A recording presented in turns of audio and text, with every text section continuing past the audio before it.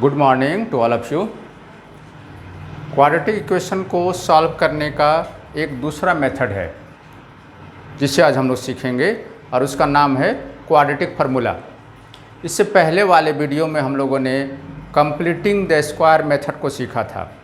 आज हम लोग सीखेंगे कि क्वाड्रेटिक फार्मूला मेथड से किसी क्वाड्रेटिक इक्वेशन को कैसे सॉल्व किया जाता है। इस फार्मूला को हमारे इंडियन मैथमेटिशियन श्रीधर आचार्य ने डिराइव किया था, इसलिए इसका नाम श्रीधराचार्याज रूल भी है। तो आइए हम लोग आज समझते हैं कि ये फार्मूला काम कैसे करता है। इस फार्मूला में सबसे पहले डिस्क्रिमिनेंट निकाला जाता है। डिस्क्रिमिनेंट जिसका सिंबल है डी, पहले ये फाइंड किया जाता है डिस्क्रिमिनेंट। डिस्क्रिमिनेंट फाइंड करने के बाद हम लोग ये डिस्क्रिमिनेंट के माध्यम से पता करते हैं कि रूट्स रियल आएगा या इमेजिनरी आएगा।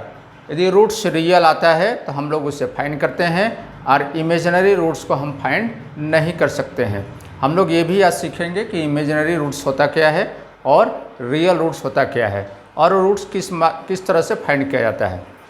तो आइए समझते हैं कि ये मेथड काम कैसे करता है।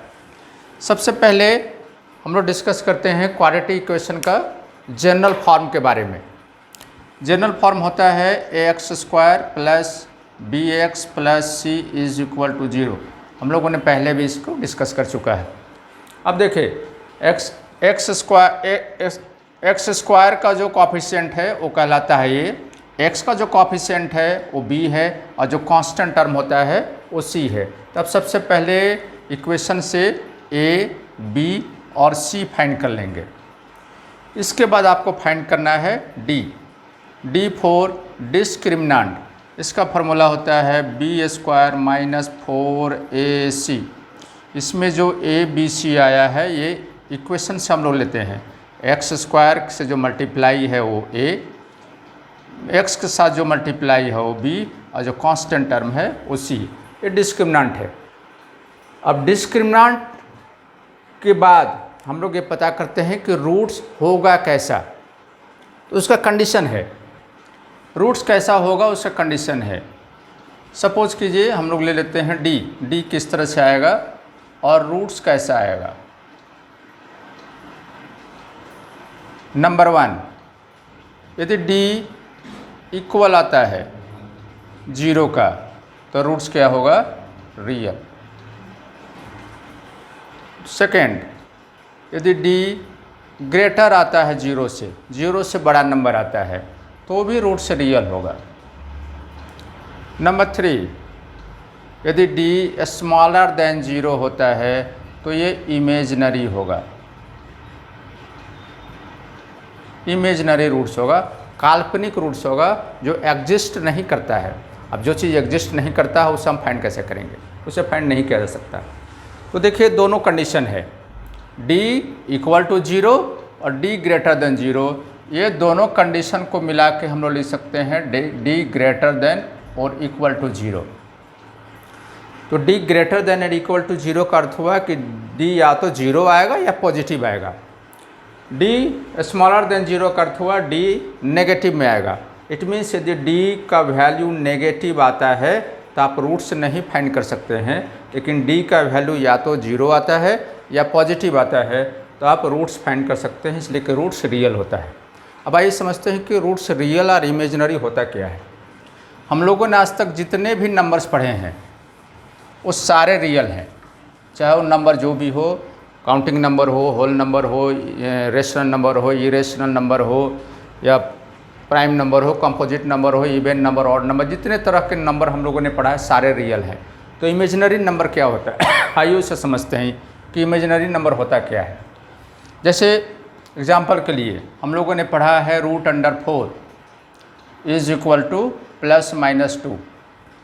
क्यों? इसलिए कि +2 इट मीन्स 2 × 2 ये 4 होता है और -2 यदि लेंगे तो -2 × -2 ये भी 4 होता है। इसलिए √4 का वैल्यू होता है +-2। आप कह सकते हैं जैसे √9 है तो √9 का वैल्यू होगा +-3, +3 भी और -3 भी। क्यों? इसलिए कि +3 को भी आप 2 बार मल्टीप्लाई करेंगे, +3 × +3 तो 9 होगा और -3 को भी आप 2 बार मल्टीप्लाई करेंगे, -3 इंटू -3 तो वो भी 9 ही होगा। लेकिन अब हम लोग एक दूसरा नंबर ले लेते हैं। ये दोनों पॉजिटिव नंबर थे, 4 भी पॉजिटिव और 9 भी पॉजिटिव। अब हम लोग इसको नेगेटिव नंबर ले लेते हैं। मान लेते हैं कि -4 है, अरे -9 है। तब आप पता करें कि वैसा कौन सा नंबर है जिसको 2 बार मल्टीप्लाई करने पे -4 होगा। यदि आप सोचते हैं कि 2 होगा तो +2 इंटू +2 ये होता है +4, -4 नहीं होता है। यदि आप सोचते हैं कि -2 होगा तो -2 इंटू -2 ये भी +4 ही होता है, इसलिए कि माइनस होता है प्लस। हम एक +2 और एक -2 नहीं ले सकते हैं, क्योंकि रूट का मतलब होता है किसी सेम नंबर को 2 बार मल्टीप्लाई करने पे ही वो नंबर आना चाहिए। तो कहने का अर्थ है ऐसा कोई भी नंबर एग्जिस्ट नहीं करता है जिसको सेम नंबर को 2 बार मल्टीप्लाई करने पे वो नेगेटिव आ जाए। ऐसा नंबर एग्जिस्ट करता ही नहीं है। तो यदि आपका कोई वैल्यू नेगेटिव आता है और उसका हम लोग रूट निकालते हैं तो उसे बोला जाता है imaginary number. These 2 numbers are imaginary number. इसके बारे में आप हायर क्लासेस में 11-12 में पढ़ेंगे कि इमेजिनरी नंबर होता क्या है और उसको किस तरह से सॉल्व। इसका भी कैलकुलेशन होता है, लेकिन उसको कैलकुलेशन करने का मेथड अलग है। ये दोनों ही इमेजिनरी नंबर है। इस तरह के सारे नंबर, सिर्फ ये 2 नहीं है, इनफाइनाइट इमेजिनरी नंबर्स हैं। वो सारे नंबर जो रूट के अंदर हो, स्क्वायर रूट के अंदर हो और नेगेटिव में हो, वो सारे नंबर इमेजिनरी होते हैं। तो d का वैल्यू यदि आता है नेगेटिव तो इमेजिनरी कैसे हो जाता है? d का वैल्यू नेगेटिव आने के बाद हम लोग जो रूट फाइंड करते हैं उसमें √d लिखना पड़ता है। जो फार्मूला अभी हम लोग सीखेंगे, हम लोग देखेंगे इसके बाद फार्मूला, उस फार्मूला में आता है √d। तो सपोज कीजिए आपका d 0 आया तो √0 तो हो गया 0, ये 0 हो गया। d का वैल्यू यदि कोई पॉजिटिव नंबर आता है, सपोज कीजिए 16 आता है तो √16 हो गया 4। लेकिन d का वैल्यू नेगेटिव आता है, सपोज कीजिए कि -16 आ गया तो -16 ऐसा कोई भी नंबर नहीं है, तो ये नंबर इमेजिनरी हो जाता है। तो चूँकि ये इमेजिनरी हो जाता है इसलिए होल रूट भी इमेजिनरी हो जाता है। तो d नेगेटिव होने पे उसको फाइंड नहीं किया जा सकता है। अब इसको d निकालने के बाद जो नेक्स्ट स्टेप है वो मैं आपको बताता हूँ कि कैसे आप रूट्स फाइंड कर सकते हैं। रूट्स का मतलब होता है वैल्यू ऑफ x। इस जो इक्वेशन है उसका वैल्यू निकालने का अर्थ है कि हमको x का वैल्यू फाइंड करना है। तो x को वैल्यू को ही जीरोज या रूट्स कहा जाता है या सॉल्यूशन ऑफ द इक्वेशन कहा जाता है। तो रूट्स निकालने का फार्मूला है रूट्स, जिससे हम लोग x = लिखेंगे। यदि x वाले वेरिएबल का इक्वेशन है तो लिखेंगे x, y वाले वेरिएबल का इक्वेशन होगा तो लिखेंगे y, और z वाले वेरिएबल का इक्वेशन होगा तो लिखना है y। आपको रूट्स लिखने की ज़रूरत नहीं है, मैं अभी समझाने के लिए आपको लिखता हूँ कि एक फाइंड क्या किया जा रहा है, रूट्स फाइंड किया जा रहा है।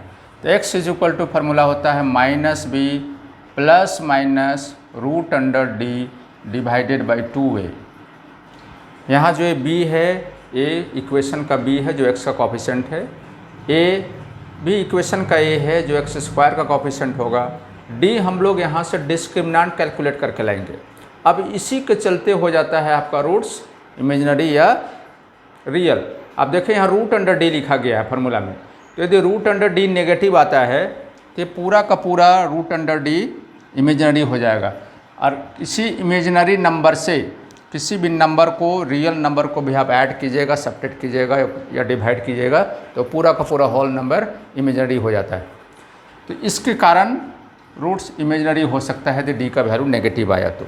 अब इसमें ध्यान दें कि यहाँ 2 साइन है, एक प्लस और एक माइनस। यदि आप प्लस का वैल्यू लेंगे, जैसे आप लेंगे -b +√d divided by 2a, तो आपको x का एक वैल्यू मिलेगा।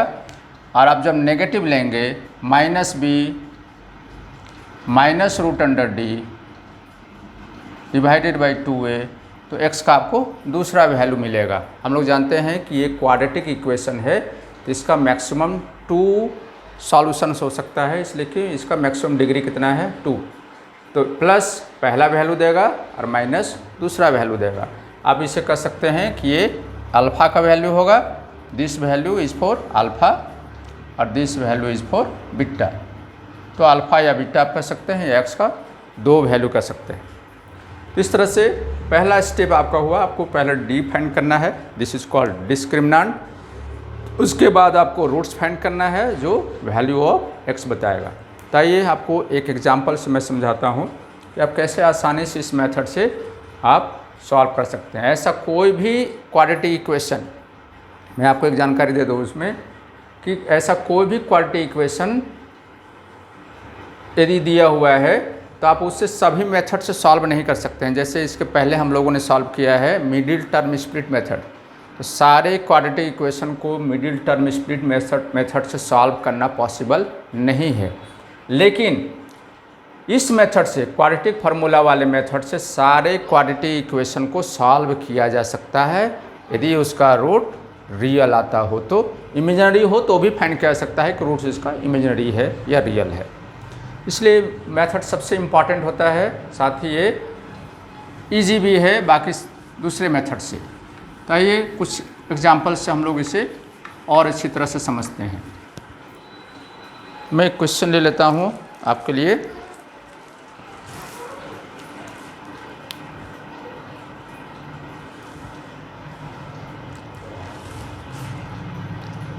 क्वेश्चन है 2x² + x - 4 = 0। ये एक सैम्पल है क्वेश्चन का, आपको बाकी सभी क्वेश्चंस को भी इसी तरह से सॉल्व करना है। तो पहला जो स्टेप होगा आप इसमें फाइंड कर ले कि ए क्या है। इस क्वेश्चन में जो दिया हुआ है ये है ए का वैल्यू, तो a = 2 है। ये x के साथ जो मल्टीप्लाई है 1 है, ये है 1x, तो b का वैल्यू हो गया 1। आप ध्यान देंगे साइन के साथ आपको लिखना है, ये +1 था तो मैंने +1 लिखा।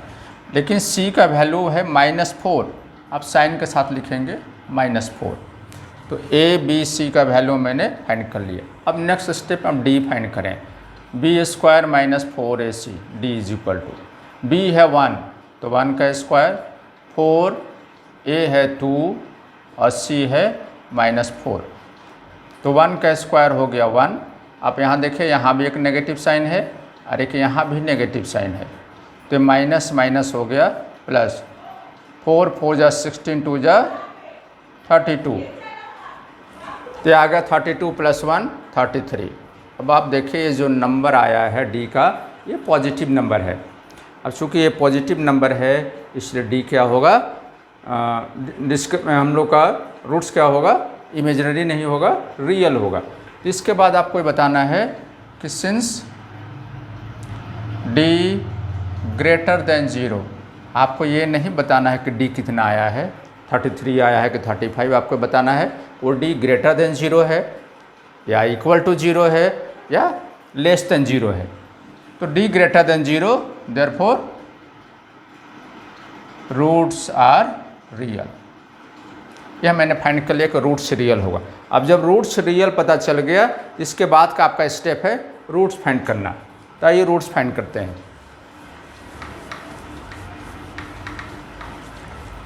Roots x = -b ±√d / 2a। हमारे लिए b था, पहले ध्यान देंगे नेगेटिव साइन आपको ले लेना है। b है 1 ±√33 / 2 इंटू a का वैल्यू है 2। अब यहाँ आप देखिए कि √33 ये परफेक्ट स्क्वायर नंबर नहीं है, तो 33 का स्क्वायर रूट नहीं फाइंड किया जा सकता है। तो आप इसे एज इट इज़ इसी तरह से छोड़ देंगे। तो इसको क्या करना क्या है, अब एक बार प्लस साइन लेना है, -1 +√33 / 4, 2 2 जा 4, ये पहला वैल्यू हुआ x का। सेकेंड वैल्यू -1, अब माइनस साइन ले लेंगे, पहले मैंने प्लस साइन लिया था, अब आपको माइनस साइन लेना है। तो -√33 / 4। इस तरह से आप इजी मेथड से इस तरह के क्वेश्चन को क्वाड्रेटिक फार्मूला से सॉल्व कर सकते हैं। तो उम्मीद है आपको समझ में आया होगा। आप कुछ और एग्जाम्पल्स लेके, कुछ और क्वेश्चंस लेके आप कोशिश करें इस तरह के प्रॉब्लम्स को इसी मेथड से सॉल्व करने का। तो आज इतना ही।